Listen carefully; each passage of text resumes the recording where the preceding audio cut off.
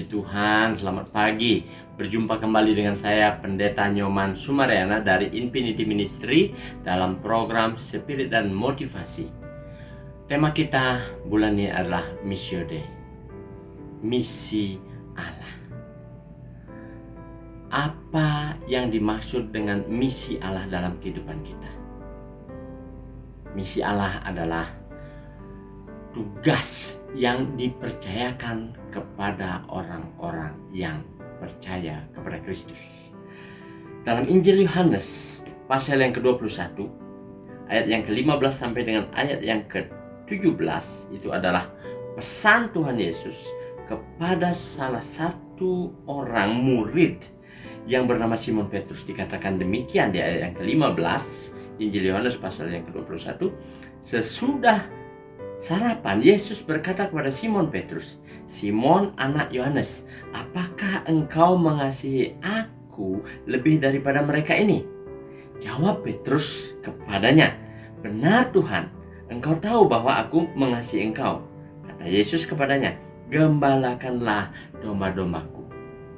Di ayat yang ke-16 dan ke-17 sama. 3 kali Tuhan Yesus berpesan kepada Simon Petrus dan juga 3 kali bertanya apakah dia mengasihi Tuhan. Dan kalau dia mengasihi Tuhan, gembalakanlah domba-dombaku. Ini adalah suatu berita, suatu perintah, suatu penegasan daripada seorang guru, seorang pemimpin kepada anak buahnya. Tuhan Yesus adalah imam besar agung kita yang memberikan tugas tanggung jawab kepada kita semua orang-orang percaya, yang dikatakan demikian, "Kalau engkau mengasihi aku, gembalakanlah domba-dombaku." Panggilan kita sebagai orang-orang percaya yang pertama yaitu mengasihi Tuhan dengan segenap hati, pikiran, kekuatan, akal budi kita.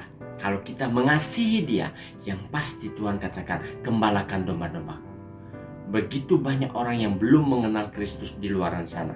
Begitu banyak orang yang menyimpang dari jalan Tuhan, domba-domba yang tersesat. Begitu juga banyak orang-orang yang terhilang dari perkenanan Tuhan.